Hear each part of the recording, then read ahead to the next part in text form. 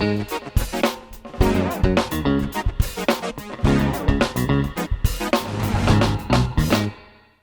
everyone, and welcome to another episode of Pep Talks Uncut. I'm Dave Moore, your host, and I'm with the Pennsylvania Equality Project. Today on our show, we have two very special guests, Shemariel Gray from CASA and Tyler Smay, who is also from CASA. And for those unaware, CASA stands for Court Appointed Special Advocates. Sure did. I got that right, didn't I? Good. Good. Thank you for having us, David. You're welcome. So to either one of you, can you provide us with an overview of what it is that your agency provides for the children in Cambria and Somerset counties?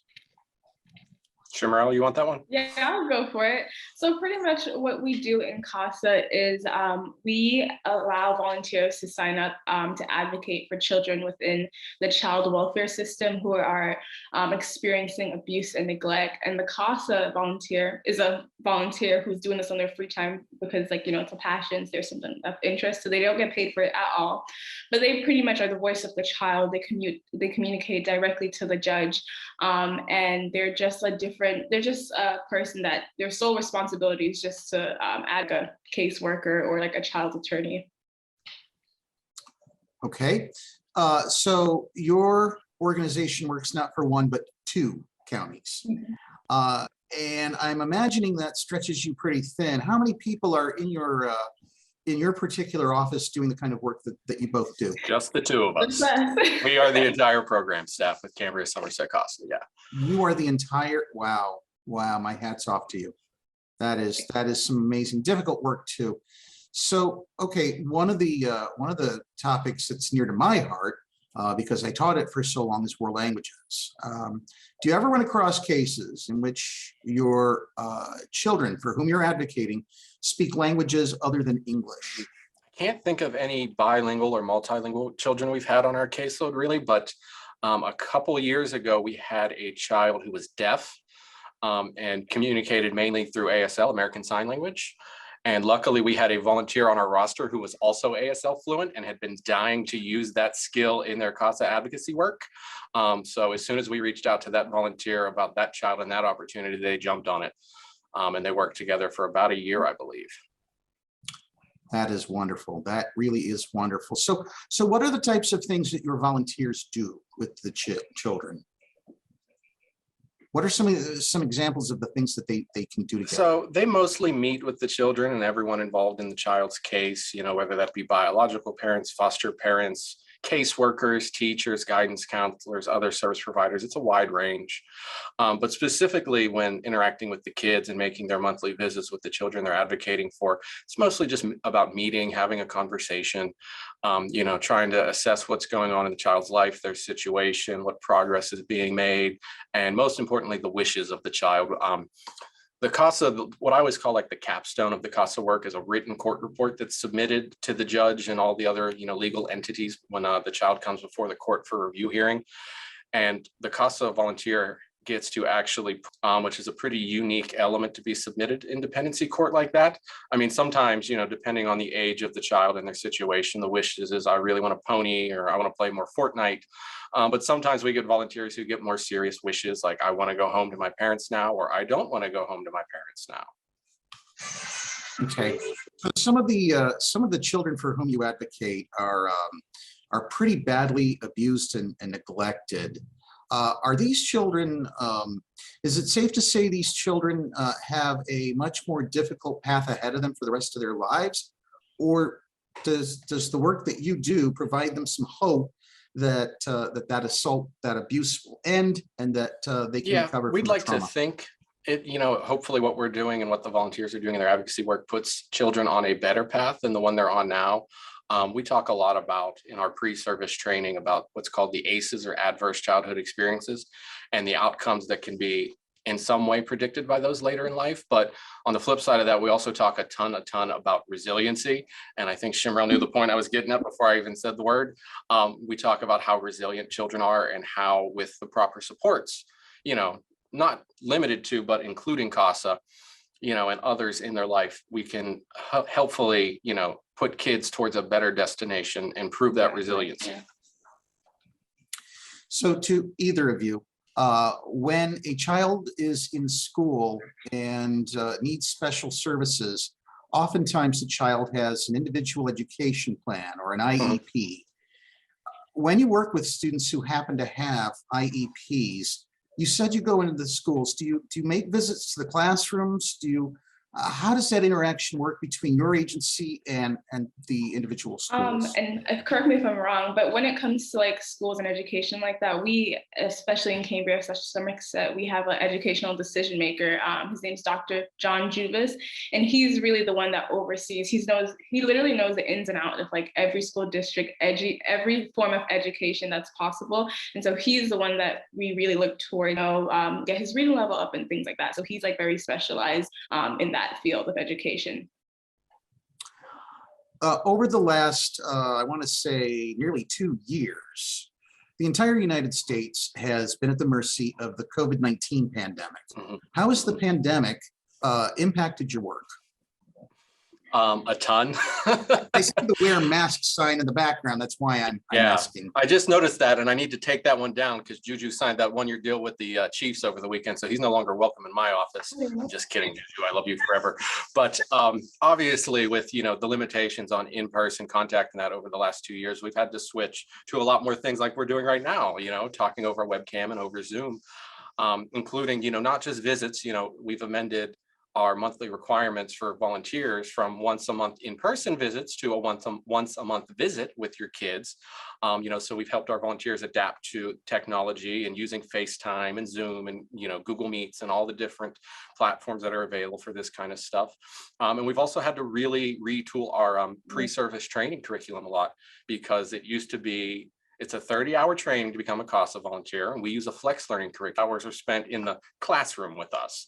Obviously, we couldn't do that, especially in the beginning of 2020 when we kept training volunteers. So we've switched to virtual training, and I think we're probably on about our 7th virtual training class that we just finished. So it was a ton of work, and I'm kind of speaking for this because this was before Shemariel came on board with the program. And it was a lot of work to get it up and running, but it's been a great boon now, especially with how large our service area is and covering 2 counties. People now don't have to travel to come to our training. They can, just attend from home on their couch in their sweatpants, which has really helped actually our recruitment. Actually, in our first virtual training class that we had, right after COVID knocked us all out back in the beginning of 2020, we had somebody from Southern Somerset County enroll in the training, and they were, I want to say, something like 60 to 90 minutes one way from our office. So they basically said, they're like, if this training wasn't virtual, there's no way I would have done it. So we've just kind of rolled with the punches and adapted to the differences now. Well, then that leads me to my next question. For some people, getting to your offices can be complex, not because of the distance, but because of physical disabilities of their own, or as the direct result of age. So that leads to 2 questions. First of all, people with physical disabilities, are they eligible to participate as volunteers? And the other is, at what age limit do you cut people off and say, I'm sorry, but the program is intended for younger people? There's a minimum age, but that's it. Okay. Yeah. You have to be. Go ahead, Shemariel. I was gonna say, and for disabilities, I don't think we've come across anyone who's had like a disability, but even then, I feel like our program is so flexible when it comes to like, say, maybe you can't go out and visit your CASA child, you could like FaceTime them and things like that. It's so many, like, we'll work with you. There's so many like other options to get around to make sure that you're still connecting with the associated. And as far as like our case. actual physical office location, if anybody needs to come in and visit with us, we're in the heart of the Central Business District in Johnstown. So we're right in downtown Johnstown. I believe there's maybe not right on our block, but right at the intersection, there is handicap parking spaces. We're a 1-floor office, no steps or anything. So anybody should be able to get right in. Pennsylvania Equality Project over the last several months has established a number of partnerships with agencies across Western Pennsylvania, and we're beginning to stretch into Eastern Pennsylvania as well. Has your organization over the years formed strategic partnerships with other 501c3 organizations to better improve services provided to the children?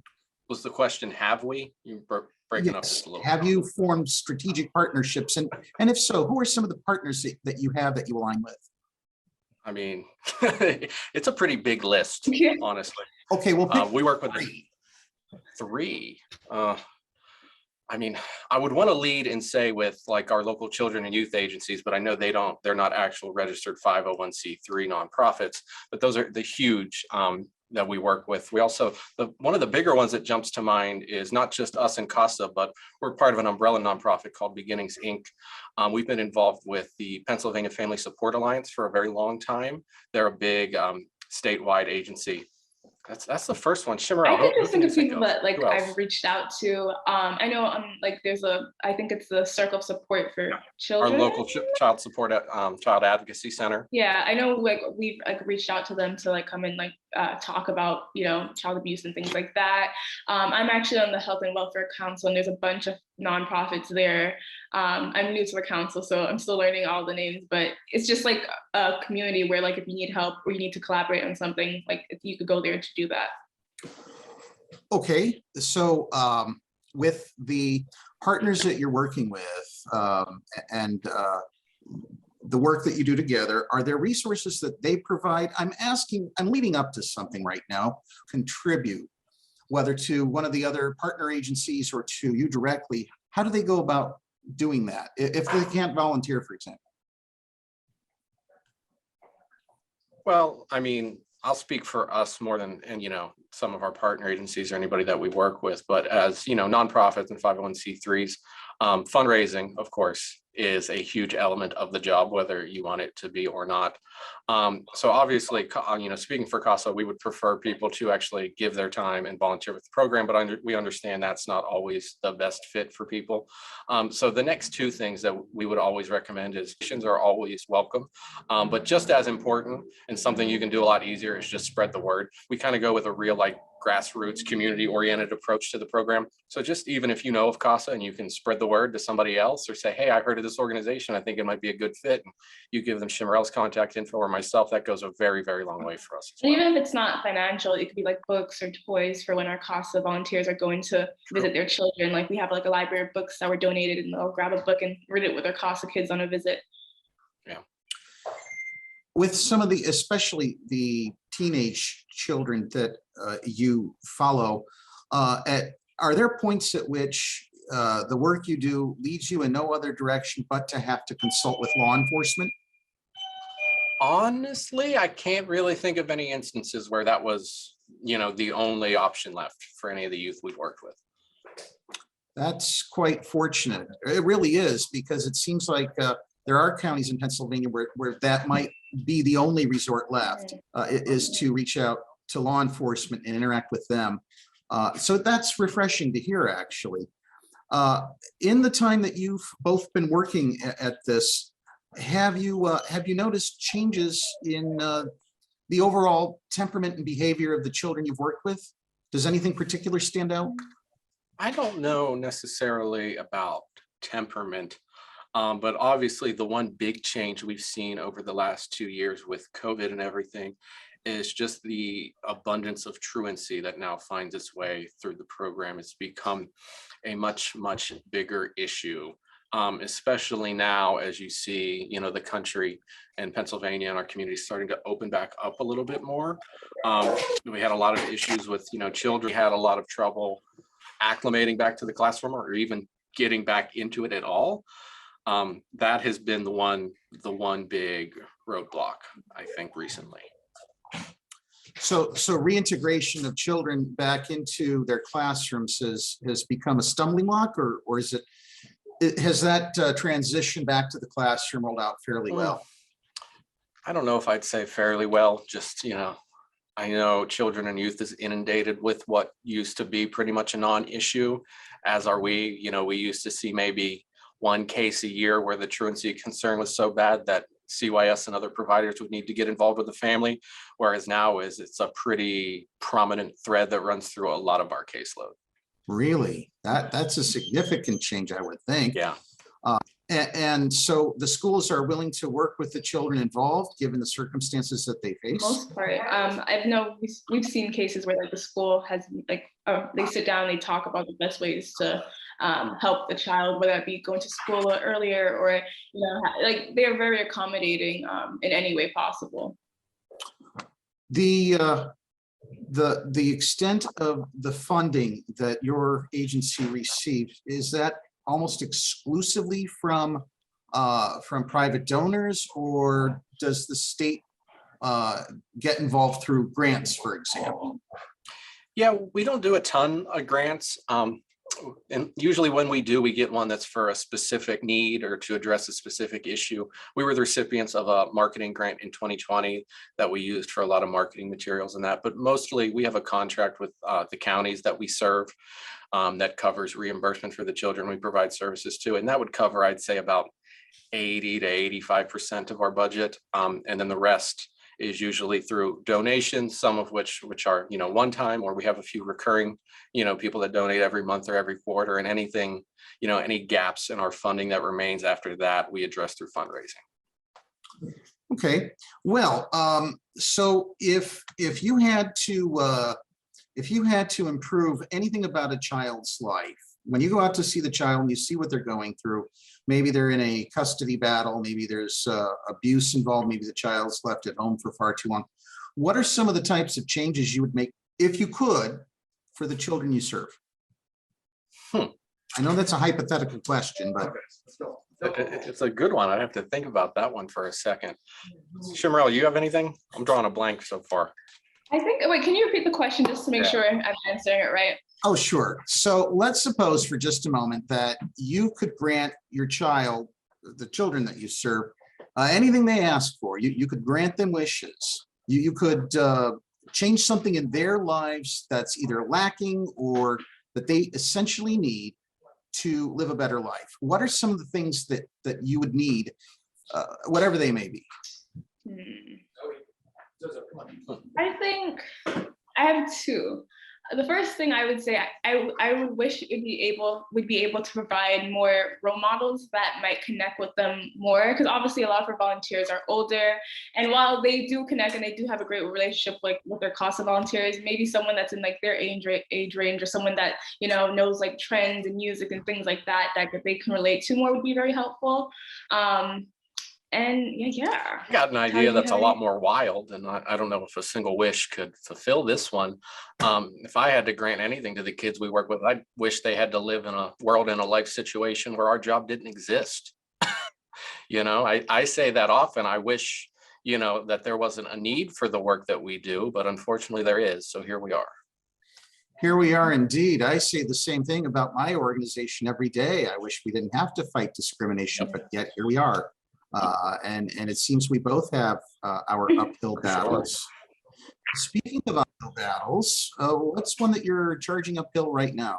What's one of the tougher things that you have to deal with now? Categorize it as a battle, but the Children and Youth Agency that we work with here in Cambria County Children and Youth, they're going through a bit of a severe staffing crisis, which I know this is only a half-hour talk, so we probably couldn't even properly address that in a half hour. We might have to go like a long-form TED Talk to really get into that. But it's an issue, and unfortunately, there's not a whole lot we can do. But I know Shemariel and myself both in our supervisory capacity, we spend a lot more time, kind of tempering expectations with our volunteers, just letting them know, CYS is trying to do a lot more with a lot less right now, and to be patient. I think the last statistic I heard from someone was their staffing is currently down about 45%, while their number of reports received is also up 40-some%. But I mean, my hat's off to them, to say the very, very least. Wow. Do you find yourselves ever interacting with religious institutions, churches, temples, synagogues, stuff like that? Not as much, and I'll cover this one just because I can address a little more history a little better. In years past, we would present to churches and that a little bit, but not as much anymore. It's just kind of naturally faded away from that. We have members of our volunteer roster who are, very religious and very involved in their congregations and all that, and they kind of serve as the figureheads for us now. We haven't really had to do a whole lot in a number of years, really. All right. Well, how many volunteers do you all have? Right now, we have 45 in both counties, 45 total. 45. 45, Wow. yeah. That seems like that would be a pretty heavy caseload for any volunteer. So if I wanted to volunteer and I lived in Cambria County, what would I do? Call Shemariel. Yeah, I'll send you all the information, the application, the CASA fact sheets, like what your interests are. And then if your application checks out, we'll schedule an interview via Zoom because, COVID times has changed things. It's better that way for a lot of people. And then you go through training. You just have to be 21 years old and able to obtain your standard child clearances, your PA criminal history check and PA child abuse clearance and your FBI fingerprinting. Then you go through our process, which is an application, an interview, like she mentioned, and then our 30-hour pre-service training. And at the end of that, you put your right hand in the air in front of the judge and you're sworn in. So one of the things that Governor Wolf did to make costs like the one you just described a little less cumbersome for volunteers was to reduce or eliminate them. How much does it cost to get all those clearances? So both of the PA ones are free on a volunteer basis, and then the cost associated with the FBI fingerprinting is, I think, just under $25 these days. So that's pretty much all it costs. Okay, does Cambria and Somerset County, does your area have an intermediate unit where they would go to fingerprinted, or is there some other agency? Well, we do have the IU here. We're part of IU8, but there are other places in town and around the community where you can go. We have a couple options for fingerprinting.